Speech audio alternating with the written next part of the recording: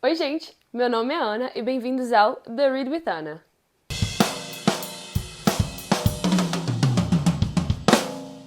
E hoje a gente vai falar um pouquinho sobre literatura de cura, ou ficção de cura, que é o novo gênero queridinho do momento, uma grande aposta das editoras, e eu tive o privilégio de poder ler Bem-vindos à Livraria Hyunandong, eu espero estar falando isso certo, que foi o meu primeiro e único até agora contato com esse tipo de história. Nesse vídeo aqui a gente vai fazer toda uma viagem até a Coreia e como que funciona a sociedade coreana e como que ela culminou em livros desse tipo aqui e também fazer um paralelo com o Brasil e como que isso, né, tem tudo a ver, por exemplo, com o fim da escala 6x1, que tá tão em alta agora, na verdade deu uma morrida nesses últimos dias, mas eu ainda acho que dá pra correlacionar muito bem essas duas coisas. South Koreans have higher stress levels than the global average and have the highest suicide rate in the developed world, above Japan and the US, in part due to the intense pressure they face to succeed. A gente vive num mundo hoje em dia que é completamente focado na produtividade excessiva, na ascensão trabalhista e no enriquecimento individual. A gente vive nessa era, né, que tanto se fala, que é marcada pela produtividade constante. Nós estamos sempre correndo atrás de algo. Metas, resultados, reconhecimento, ascensão. E a sociedade moderna, né, ela nos pressiona a ser cada vez mais eficientes, sempre mais eficientes, mais produtivos. E ela nos conta pequenas histórias para nos convencer de que a gente precisa trabalhar para conseguir o sucesso que a gente tanto deseja. Então nos é alimentado várias narrativas de pessoas que alcançaram esse tão chamado sucesso, mas pouco se discute a respeito do quanto que esse sucesso é para muito poucos.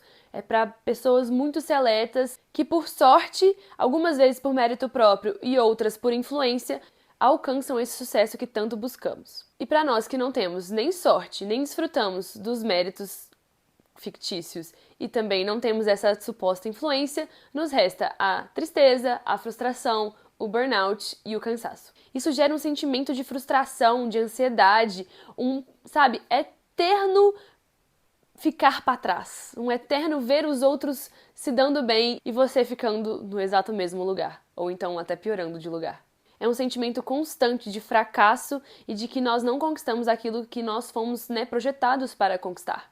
Só que esse sentimento de estar atrasado é muito curioso porque ninguém nos diz para que exatamente estamos atrasados, qual é o ponto final, qual é, né, a meta, qual é a linha de chegada. E mesmo exaustos, nós continuamos correndo nessa corrida, mesmo que não pareça ter final. Ah, isso também sempre se comparando aos outros, que parecem que estão na frente ou mais atrás que a gente. E assim, tudo que a gente faz no nosso dia a dia, ele tem que ser em prol de algo, tem que ter um fim último. Coisas não podem mais ser feitas sem motivo, por bel prazer, pro próprio entretenimento. E a produtividade se torna esse veneno que permeia as nossas veias e que nos torna constantemente preocupados com alguma coisa. É quase que uma voz incessante que martela não só na nossa mente, mas no nosso peito, nos convencendo de que a gente não pode parar. Sempre uma história tipo, eu preciso mesmo dormir agora, eu posso dormir um pouco mais tarde. Eu preciso mesmo ir embora do meu trabalho agora, eu posso fazer algumas horas extras. Pra que tirar férias agora se eu tô tão no embalo do meu trabalho? Posso tirar férias mais tarde, posso descansar mais tarde, posso fazer coisas legais mais tarde, mas nunca agora. Até coisas pequenas, eu preciso mesmo passear com meu cachorro, eu preciso dar atenção pro meu filho, preciso fazer esse jantar ou eu posso só comer uma coisa instantânea que vai fazer a minha vida ser mais prática? Pra que ter filhos agora? Vai estragar minha carreira, eu posso ser mãe mais tarde. Pra que fazer aquela viagem do sonho? Eu tô juntando tanto dinheiro. E pra quê? E assim cada um se torna responsável pelo seu próprio valor, pelas nossas próprias conquistas, pela nossa própria coisa, pelos nossos méritos próprios. Você já viu fulano? Abriu uma startup aos 19 anos, ele é muito inteligente, tá ganhando rios de dinheiro agora. Menina, você viu aquele criador de conteúdo? Apareceu na capa da Forbes, milionário, riquíssimo. Você viu fulano? Largou tudo que tinha, investiu numa nova empresa e agora tá fazendo sucesso. Abriu várias filiais, né, aqui na minha cidade. E eu aqui, com os meus 22 anos, ainda morando com meus pais. Ano passado, eu tive um episódio de burnout no auge dos meus 21 anos, que é muito pouco pra ter um episódio desse, mas que foi extremamente dolorido e extremamente esclarecedor. Eu sinto que esse tanto de frustração que eu vivi, esse tanto de cansaço que eu vivi, me ensinou a traçar linhas e impor limites e a lidar com frustrações de uma forma que eu não teria aprendido tão cedo assim, embora eu também não ache que aquele fosse o momento de eu aprender. Eu era muito nova pra ter vivido tudo isso, mas ainda assim, cá estamos nós. Eu me esforçava para algo que me dava recompensas intelectuais e méritos dentro, né, do ambiente que eu estava, mas isso não se revertia em nenhum outro tipo de alegria na minha vida. Eu não via meus pais vários dias, então eu saía cedo de casa e chegava tarde, eu não saía com os meus amigos porque eu estava muito cansada, eu não conseguia desfrutar dos meus prazeres, dos meus hobbies, tipo leitura, tipo ver filmes e séries, ou simplesmente, sabe, fazer qualquer outra coisa, passear ao ar livre, fazer atividade física, tudo isso foi largado e deixado de lado para que eu pudesse, né, alcançar essas metas e essa produtividade que me foi imposta naquele ambiente. E é bem aquele áudio do TikTok, eu vou ser bem geração Z agora, que fala, tipo, eu acho que é um áudio que sai da série de BoJack Horseman, que uma das personagens, né, eu não sei, eu não vi a série, mas uma das personagens fala, tipo, mano, eu preciso continuar, porque se eu parar agora, todo o meu sofrimento não vai ter sido um bom sofrimento, porque ele vai ter sido em vão. Então eu preciso terminar para que tudo que eu sofri até agora tenha valido a pena. E essa era exatamente a minha cabeça no momento. Don't write your book of essays. I have to. Why? Because if I don't, that means that all the damage I got isn't good damage. It's just damage. I have gotten nothing out of it, and all those years I was miserable was for nothing. I could have been happy this whole time, and written books about girl detectives, and been cheerful and popular, and had good parents. Is that what you're saying? What was it all for? I don't know, Diane. E é isso, a gente passa a se negligenciar na esperança de que vai ter essa virada de chave, que vai ter essa recompensa para poder justificar tudo aquilo que a gente fez até agora. Todas as noites viradas, todo o trabalho feito possa ser finalmente, né, frutífero. E depois dessa introdução, a gente vai falar sobre literatura de cura, ou ficção de cura. E a gente não pode começar falando desse gênero sem explicar o contexto coreano no qual ele surgiu.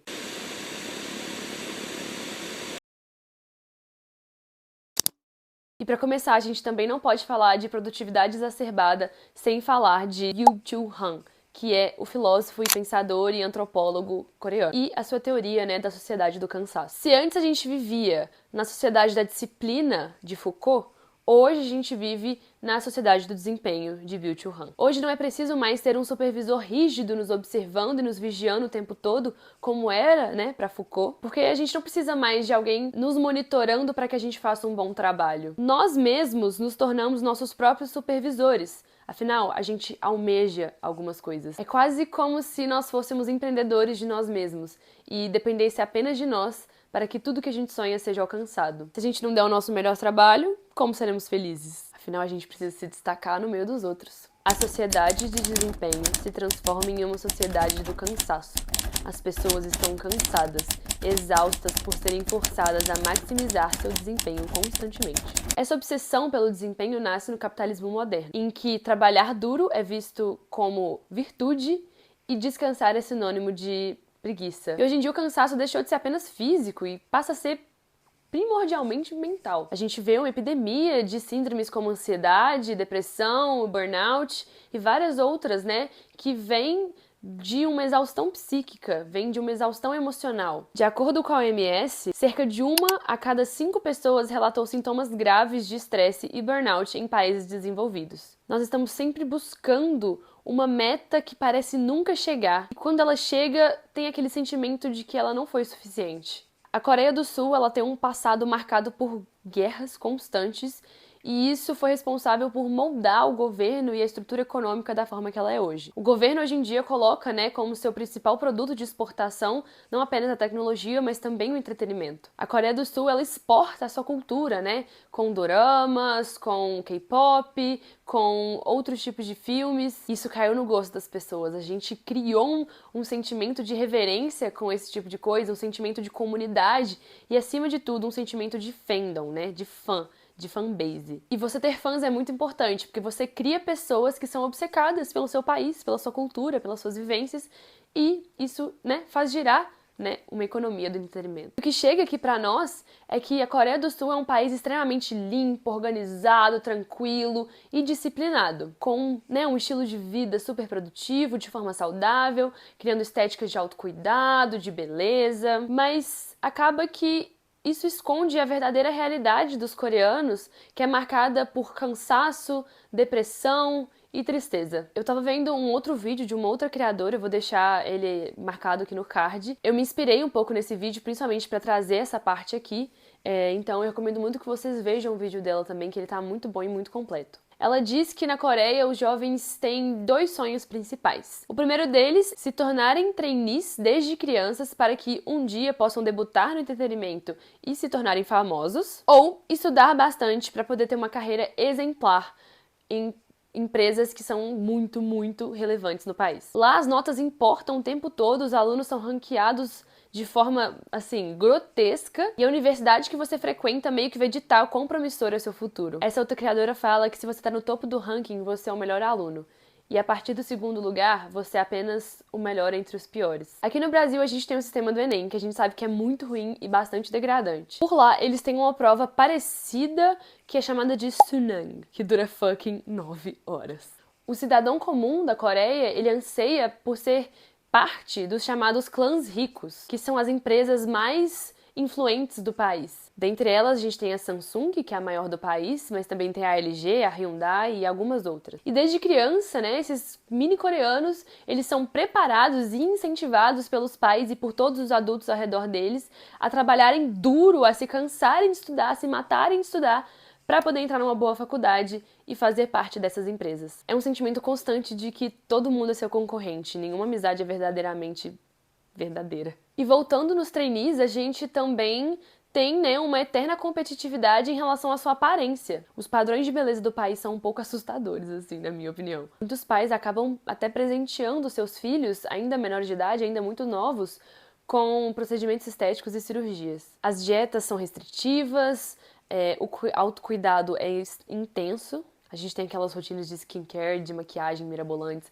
que a pessoa quase que se transforma numa nova pessoa. Meu olho tem que ser o maior, meus cílios tem que ser o maior, minha pele tem que ser a mais branca, meu nariz não pode ser assim, minha orelha não pode ser assado, e tudo isso pra montar uma pessoa que é quase que diferente, quase como se ela tivesse um DNA diferente. E aqui eu vou pôr o alerta de gatilho para coisas de saúde mental e de autoextermínio, então se você é sensível a esse tipo de coisa, pode pular o vídeo um pouco pra frente. Todo esse contexto que eu dei explica o porquê das taxas de suicídio do país serem tão altas, tão frequentes entre os jovens do país. Meio que é a causa de mais mortes dentre a juventude, e isso é assustador, tipo. O sentimento de inadequação e de solitude e de sofrimento meio que permeia todas as gerações do país. É nesse contexto que nasce a ficção de cura, que está dominando as estantes do país. As livrarias coreanas estão recheadas disso aqui agora. Todos os livros têm mais ou menos a mesma pegada.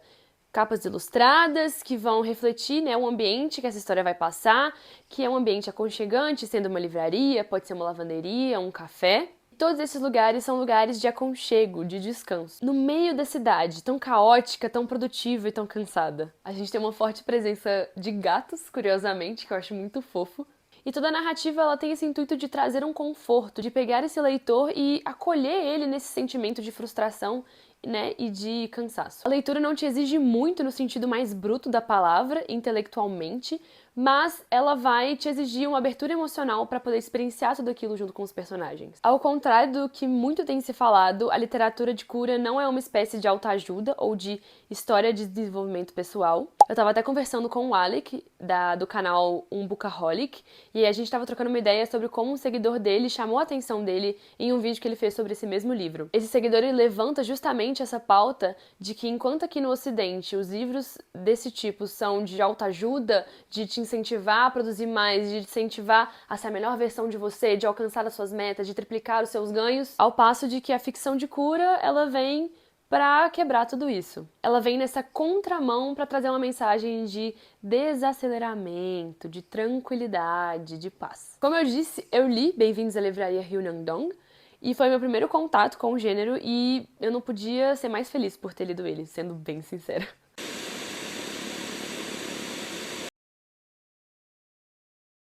Aqui a gente vai acompanhar a Young-ju, que é uma mulher de 40 anos que acaba de abrir uma livraria aleatória no meio de um bairro meio inóspito. Ela faz isso depois de pedir demissão da super empresa que ela trabalhava e, por consequência, ter passado por um divórcio também. Ela realiza o sonho de infância dela, que é ser dona de uma livraria. E durante, a história, ali naquela livraria, várias pessoas daquela região vão usar da livraria como um refúgio. A gente vai conhecer os mais diversos personagens que vão passar pelas mais diversas coisas que vão culminar na necessidade deles de ter esse local de aconchego que vai ser a livraria. Os personagens são bem variados, alguns mais velhos, outros na meia-idade e até crianças. E é incrível como cada uma delas vai carregar consigo o seu próprio sofrimento, sempre causado por essa mentalidade que o país tem. A livraria vem quase como que um antídoto para essa sociedade do desempenho. Aqui os personagens vão recorrer ao ambiente para poder fazer amigos, ter momentos de descanso, desfrutar dos livros e das histórias que estão ali. E aqui eles ganham um outro propósito, além da produtividade, além das metas finais empreendedoristas que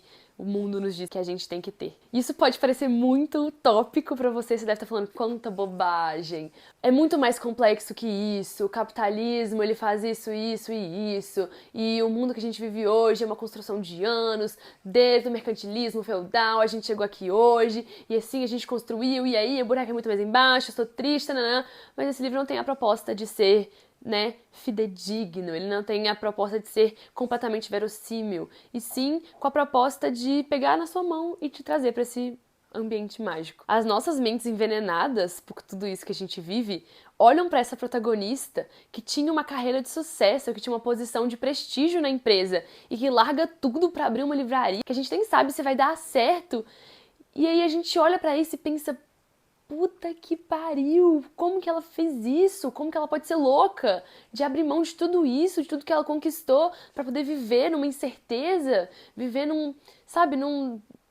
quase que numa coisa fadada a dar errado. A gente vê no livro que essa protagonista, a Yeonju, ela investe todo o dinheiro dela nessa livraria. Então, se a livraria der errado, ela vai estar completamente desamparada. E aquilo te dá uma angústia enquanto leitor. Eu mesma ficava pensando, mano, essa mulher é maluca, quem correria um risco desse?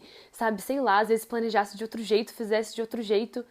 Mas é justamente o contrário que esse livro quer propor pra gente. Eu me pegava pensando também, eu via o livro, eu ficava pensando, meu Deus, essa livraria não vai fazer sucesso, vai dar tudo errado, e mesmo se fizer, vai ser muito inverossímil, não tem motivo para essa livraria dar certo, não tem como isso dar certo, isso dar render lucro, isso pagar as contas dela, e aí depois eu parava pra pensar e falava, meu Deus, do que eu tô falando? E em meio a todas essas preocupações, todas essas maquinações da sua mente, esse livro acaba te seduzindo pra dentro da livraria, e de repente você abandona essa lógica já intrínseca na gente para poder ceder aos sussurros aconchegantes que a livraria tá, sussurrando no seu ouvido. Porque às vezes tudo que a gente precisa mesmo é sentar numa livraria, pedir uma xícara de café e desfrutar daquele ambiente, da sua leitura, das companhias que estão ali, dos sons que estão sendo produzidos. O livro é um convite para a gente repensar as nossas prioridades e pensar na importância que a gente dá para o nosso descanso e para o nosso ócio. Ele vai te convencer de que você pode ter hobbies, que você pode ler sem pressa, de que você pode gastar 15 minutinhos para conversar com aquela pessoa ali e desfrutar da companhia dela. Coisas essas que, na mentalidade capitalista que a gente tem, são inúteis, não agregam em nada, são perda de tempo e estão atrasando a sua vida. E aí eu volto a perguntar, atrasando pra quê? Pra onde? E agora falando, dessa época que a gente vive, em que se discute o fim da escala 6x1, esse livro aqui pode ter muito a ensinar pra nós, brasileiros.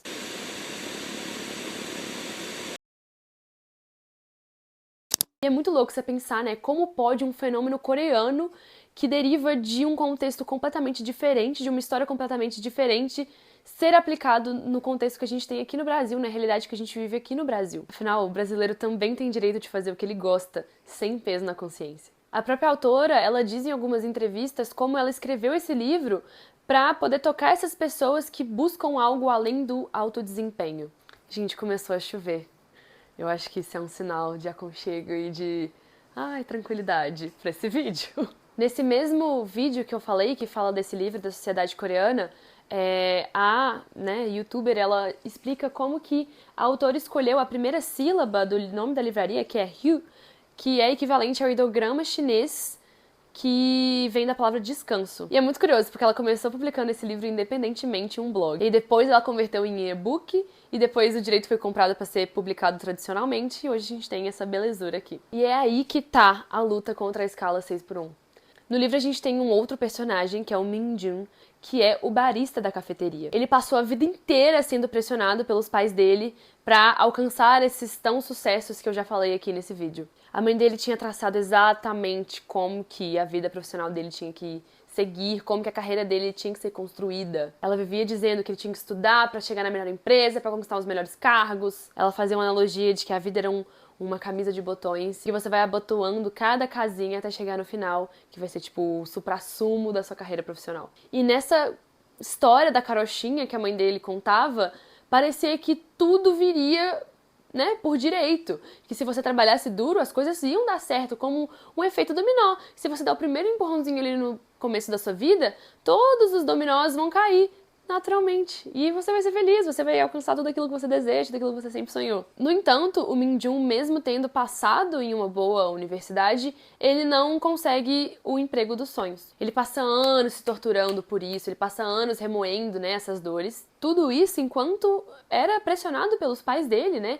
Era constantemente martelado pelos pais falando, cadê? Por que você não conseguiu? Você tem que procurar emprego? E etc, e etc. Só que ele chega num ponto que ele é completamente estressado, infeliz, deprimido, e ele não vê mais sentido em nada, sabe? Ele vai pulando de emprego em emprego, tentando fazer a renda dele pra continuar se sustentando o mínimo pra viver. E aí ele se depara com a oferta de emprego na livraria, de barista. E aí ele vê aquela empregadora consciente, porque a Yeonju, ela vai sentar e colocar todas as cartas na mesa pra ele. Ela é uma mulher tranquila, que tá presa no próprio bem-estar, a própria sanidade mental, o próprio descanso. Ela propõe pra ele um bom salário para aquele cargo que ele tá executando. Ela propõe uma jornada de trabalho reduzida, então ele tem 2 dias de descanso ou 3 dias de descanso, se eu não me engano. E ela faz tudo isso dando a ele, né, essa possibilidade de ter uma boa experiência de trabalho, de ter uma experiência mais tranquila ali. Tornar a vivência dele naquele local mais agradável. E aqui no livro é apresentado, então, esse cenário fictício de um emprego quase que perfeito. Mesmo que não fosse o emprego dos sonhos, trabalhar ali era muito, muito bom.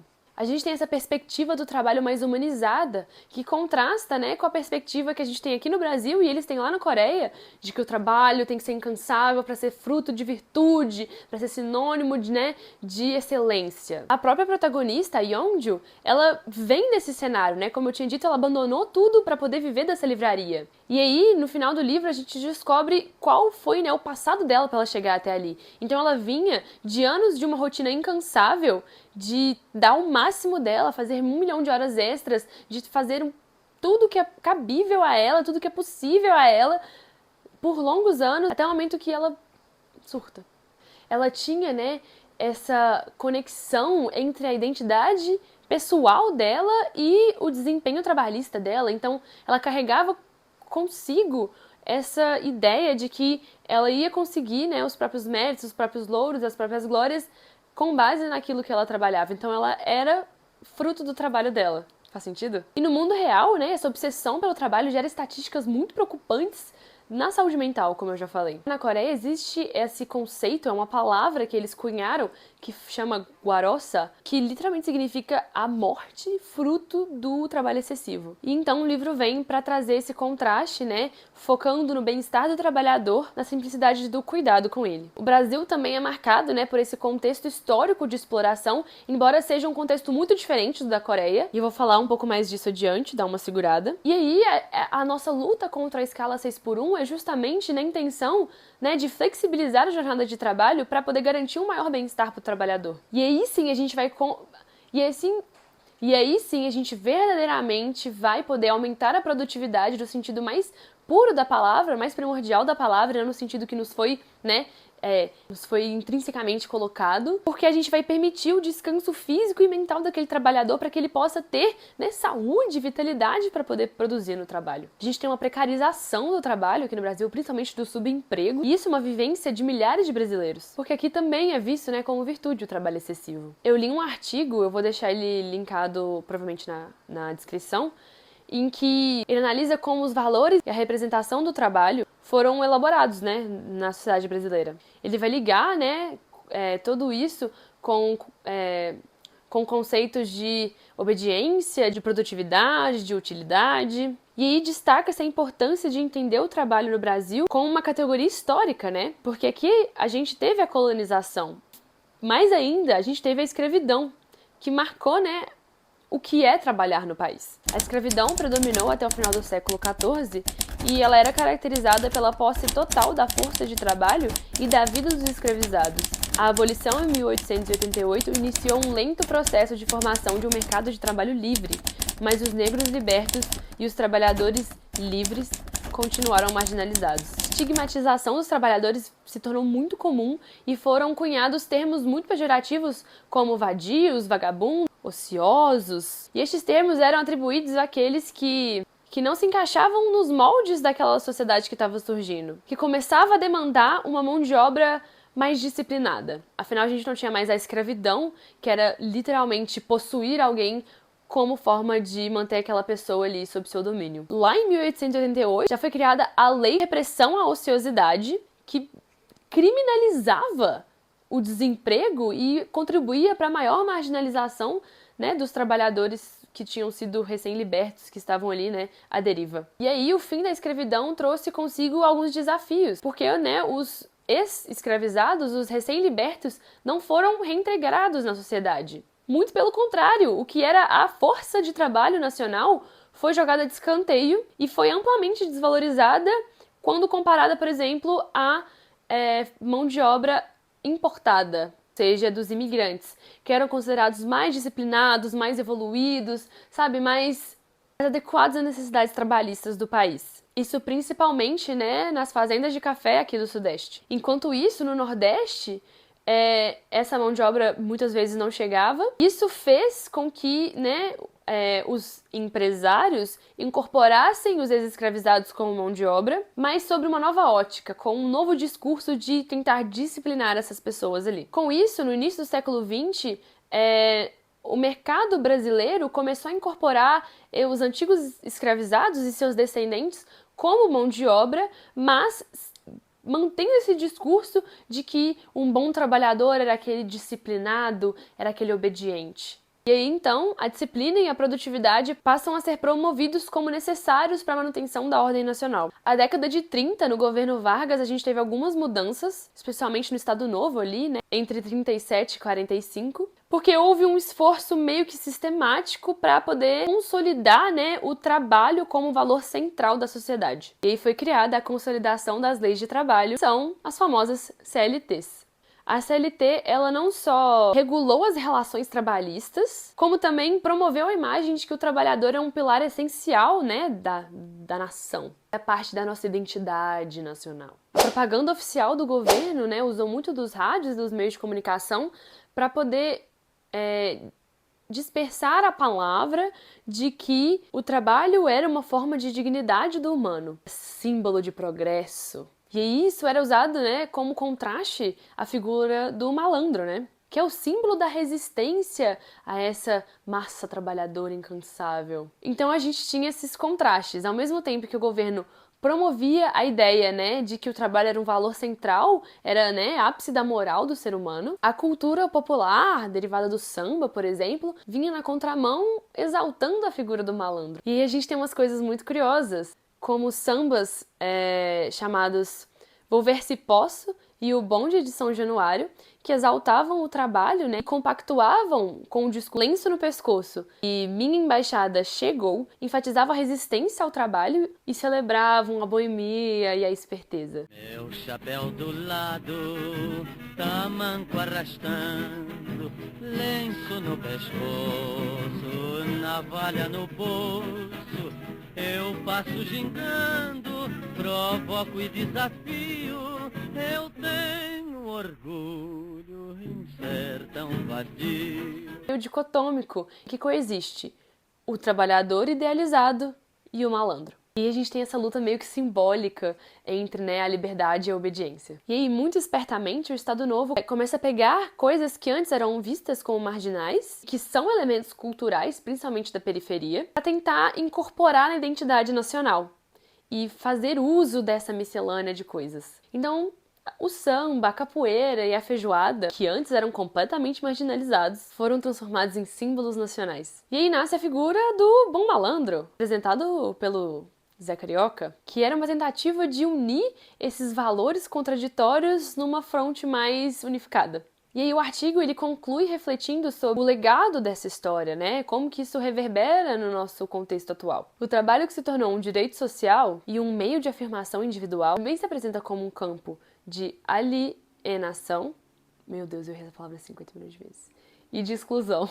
E aí no século XXI a gente tem alguns conflitos, porque a gente vai ter a precarização das relações trabalhistas, o desemprego, a negação de direitos básicos, tá? Que vão ampliar, né, toda essa nossa herança histórica. E aí a gente culmina no lugar que a gente tem hoje, em que essa figura do vadio ainda é desprezada pela maioria das pessoas e a escala 6x1 ela é uma extensão desse pensamento, que prioriza essa mão de obra, que é uma engrenagem do sistema. E a gente vê, né, como uma realidade tão distante como a da Coreia tem tanto a ver com muitos aspectos da nossa sociedade brasileira. E o livro vem como uma alternativa para esse sofrimento. Ele vem trazer essa mensagem de calma, calma.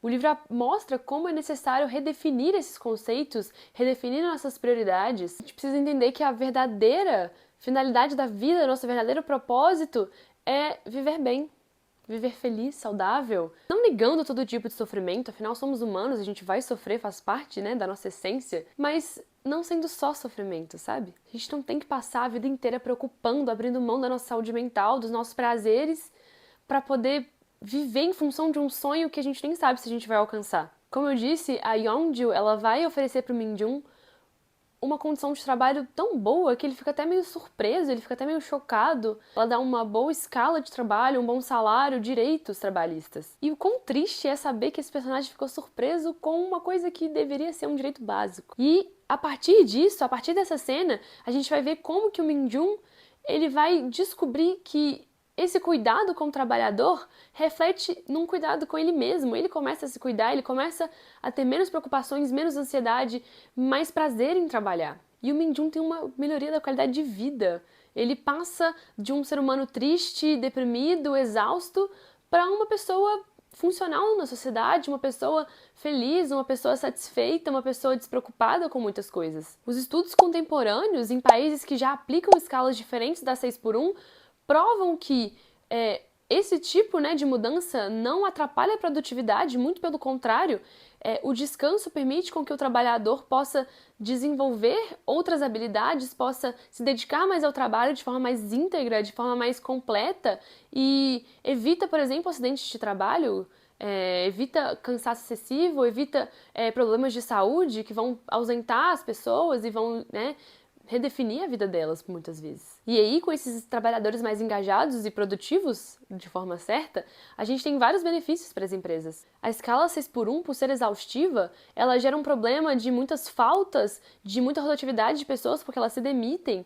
E ao mudar isso, a gente gera, né, trabalhadores de longa data na sua empresa, trabalhadores mais fixos, você investe menos em treinamento de pessoas várias vezes, você vai ter, né, profissionais ali comprometidos com a sua empresa, e assim a gente tem relações laborais mais estáveis e mais satisfatórias. Muitos países e empresas eles já vêm adotando, né, essas escalas mais flexíveis de trabalho. Então a discussão contra, né, a escala 6x1, a proposta da PEC contra a escala 6x1, ela vem muito alinhada com essa mudança que a gente já tem visto em outros países. E assim, né, abolindo a escala 6x1, o Brasil pode continuar trabalhando para poder acabar com essa ideia de que o trabalho é puramente virtude e parar de correlacionar o trabalho com o sofrimento. E assim a gente vai ter um cenário econômico mais inclusivo, mais sustentável e mais saudável. E a Coreia também tem muito a ganhar com esse discurso. E aí a gente volta no Minjun. Ele tem esse arco que claramente ilustra o bem que a abolição da 6x1 pode trazer para a sociedade. A gente tem a transição, né, de uma pessoa que tem a vida marcada pela exaustão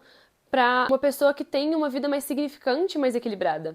E aí a gente consegue perceber como que esse tipo de rotina mais flexível vai fazer mudanças nas estruturas laborais que podem transformar não apenas vidas de forma individual, mas todo um contexto social. O Min Jun, ele vivia num contexto que desumanizava ele, era um contexto exaustivo, um contexto deprimente. Ele ilustra perfeitamente, né, o que Marx diz como alienação, que o trabalhador perde o controle sobre o seu tempo e criatividade. Ele é tratado como uma mera ferramenta da produção. Na livraria, o Min Jun, ele vai interagir com aquela comunidade, com aquelas pessoas, ele vai conhecer novas pessoas, novos hobbies, novas histórias. Ele vê, né, a importância das relações humanas que antes eram tão negligenciadas por ele. Ele tem mais tempo livre, mais conexão, mais paz. E ele começa a pensar em novas formas de atrair clientes, como fazer os melhores cafés para a livraria. Ele começa a conversar com as pessoas e fidelizar, né, aquelas pessoas.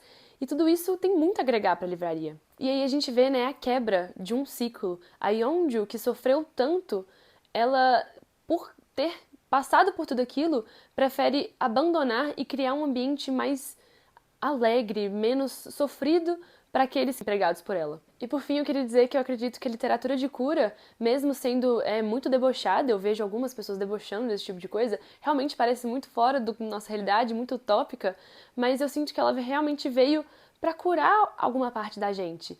E a gente sabe o poder que os livros têm de cura, de aconchego e de virada de chave. E acima de tudo, o livro vem para curar uma sociedade doente da Coreia, mas também pode ter muito a agregar aqui no nosso país. E de outros países ao redor do mundo que também sofrem dessas mazelas. E mesmo aqueles que pegam pra ler sem nenhuma expectativa, sem nenhuma ambição e leem, pegam pra ver essa capa bonitinha, eles vão ser, né, abordados, eles vão ser impactados com essa leitura. E mesmo que não seja realmente algo transformador, não seja life-changing, não seja mudança de carreira, vai abrir os seus olhos para algumas coisas, vai te sensibilizar para que você possa empatizar com, às vezes, um contexto que você não faz parte e poder enxergar o outro como ser humano, como digno, né, como merecedor dessa dignidade.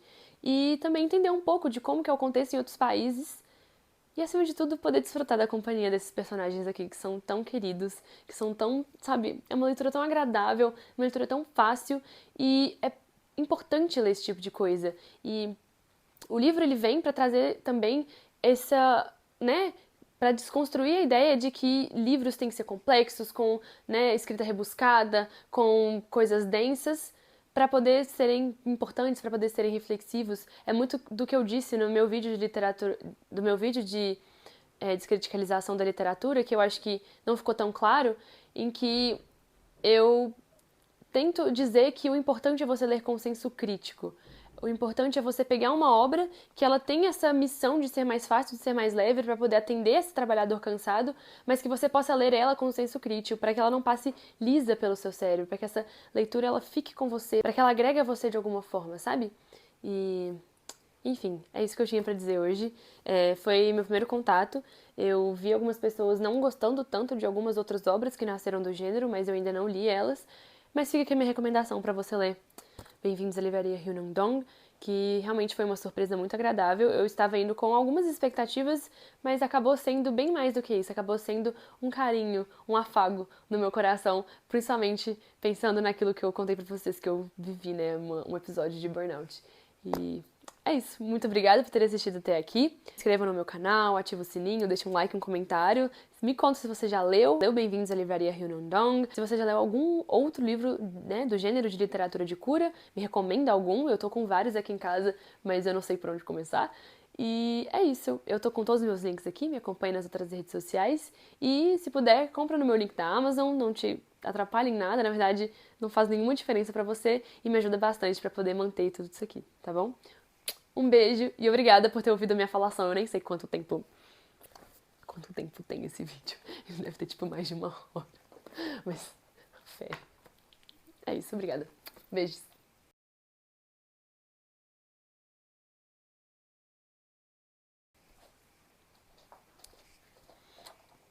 Meu Deus, tem 1h11.